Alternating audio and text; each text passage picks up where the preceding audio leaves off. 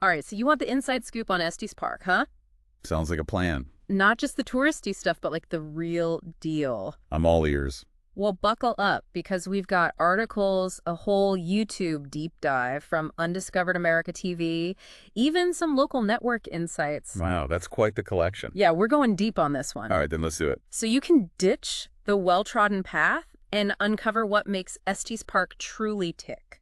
I'm ready when you are. Let's start downtown. Okay. You ready to ditch the big box stores and chain restaurants? Absolutely. Estes Park definitely isn't your typical tourist trap. You won't find them here. Good. It's all about those mom and pop places. You know, the ones with the real character? I love those kinds of places. Really give you a sense of the town's personality. Exactly. Picture this. You're strolling down a snow-dusted street, the scent of pine in the air.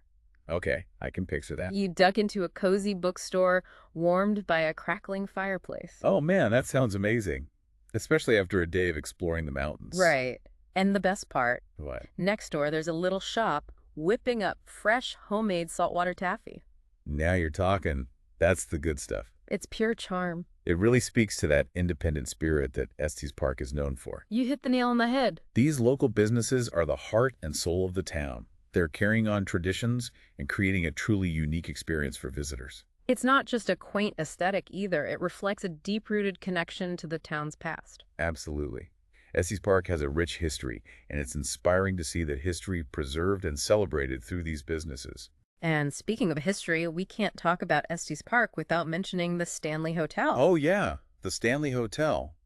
Now that's a place with stories. Now, this isn't your run-of-the-mill hotel.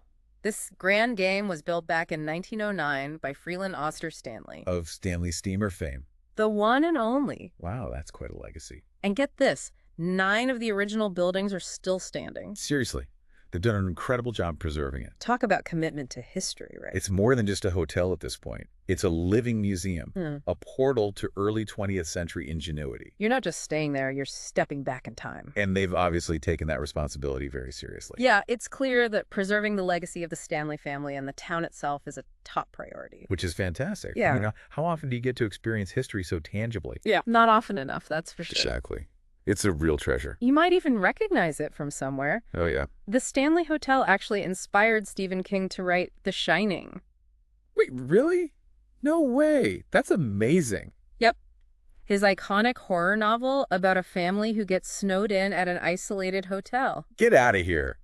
No, I had no idea. Well, now you do. That's wild. So the Stanley Hotel is like a real-life haunted house. Well, some say it is. They even have a Shining-themed suite for guests who are brave enough to tempt fate. Oh, you know they're going to have people lining up for that one. Oh, yeah, it's a whole thing. And as if that weren't intriguing enough, there's also the International Cryonics Museum on the grounds. Right. Talk about a curveball. From ghost stories to, well, cryogenically frozen stories. The Stanley Hotel embodies that unique blend of history and quirkiness that defines Estes Park. It's definitely not your average tourist destination, that's for sure. Not even close. It's a place that draws a diverse crowd.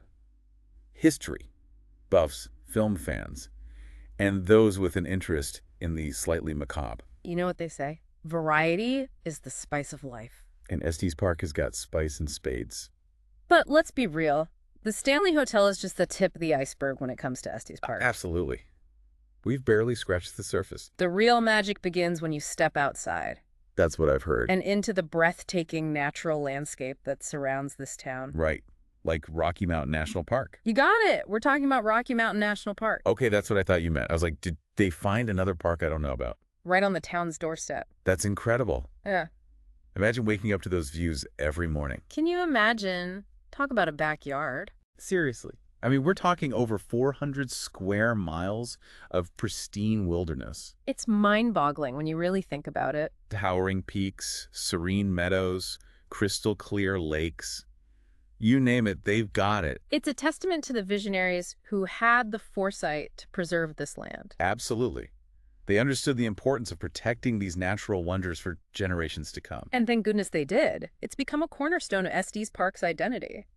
Their legacy lives on in every towering pine and sparkling stream. It's a hiker's paradise, no doubt about it. Oh yeah, if you're into hiking, you've died and gone to heaven. But here's the thing that's really cool. What's that? The adventure doesn't end when the snow falls. Oh, really? Tell me more. Estes Park is a year-round destination, my friend. All right, I'm listening. Winter transforms the park into a completely different kind of wonderland. A winter wonderland. A snurdy wonderland. Think about it. Okay, I'm picturing it. Everything blanketed in white, the air crisp and clean. Sounds pretty magical so far. You strap on your snowshoes Okay. and experience the quiet beauty of the season. I can almost feel the peace and quiet now. The crunch of snow beneath your feet and maybe even a glimpse of some wildlife. Are you serious? Like, what kind of wildlife? You might spot elk moving through the snowdrifts. Elk. Wow, that's amazing. A truly magical sight. I bet. It's like something out of a nature documentary. It really is. And for those who like a bit more action, there's always fly fishing. Fly fishing in the winter, that's hardcore. It's a challenge, but hey, some people live for that. Right, the thrill of the chase. I get it. You're out there on the river, bundled up against the cold, trying to outwit the trout in their natural habitat. Those trout must be freezing their fins off. Probably. But hey, it's all about the challenge. It's a true test of skill and patience. That's for sure. So we've got history, we've got adventure. What more could you ask for? But what really sets Estes Park apart, in my opinion, What's that? it's the people. The people. They have this incredible connection to their town and to the land. I can see that. They're proud of where they come from. You can hear it in the way they talk about Estes Park. Oh, yeah? Their commitment to preserving its natural beauty and that authentic small-town feel. They've managed to hold on to that, even with all the tourism. It's impressive, right? They're fiercely proud of the fact that Estes Park hasn't become another glitzy ski resort town. Good for them. It's easy to get swept up in all that, but they've stayed true to themselves. It's refreshing, honestly. And it all goes back to that dedication to preserving their heritage. They're sharing something truly special with the world. And it's contagious. What do you mean? People come from all walks of life to experience Estes Park. Yeah, to escape the hustle and bustle. But they leave with a shared sense of wonder and respect for this place. They realize that there's something special about Estes Park. It gets under your skin. It makes you want to protect it, too. It's like a hidden gem that you want to keep all to yourself. But you also want to share it with the world because it's just that incredible. It's a delicate balance, for sure. And speaking of that local spirit, that connection to the land and the history, It's pretty powerful stuff. it really comes alive during Estes Park's festival season. Oh, yeah. They know how to throw a party. Let me tell you, they've got a festival for everything. Okay. I'm intrigued. What kind of festivals are we talking about? Well, they've got your classic jazz festival. It's always a good time. Can't go wrong with a little jazz. Exactly. And then there's the Scandinavian Midsummer Festival. Wait, really? That's cool. I didn't know there was a big Scandinavian population in Colorado. You learn something new every day, right? And to really get your Scottish on, there's the Scottish-Irish Highland Festival. Man, that sounds fun. Kilts, bagpipes, the whole 9 yards. You better believe it. It's a full-on celebration of heritage and culture. These festivals sound like a blast. It's amazing how they bring people together to celebrate everything from jazz to Scandinavian traditions to Scottish heritage. It's a testament to the town's welcoming and inclusive atmosphere, right? Absolutely. And it makes perfect sense when you think about it. People from all over came to Estes Park to build a life for themselves. Drawn in by the beauty of the land and the opportunity for a fresh start. So they brought their traditions and their stories with them, and now they share those traditions with anyone lucky enough to visit. Exactly. It's about keeping those memories alive and passing them down through generations. I love that. It's what community is all about. And of course, we can't forget about the most unique festival of them all. Let me guess.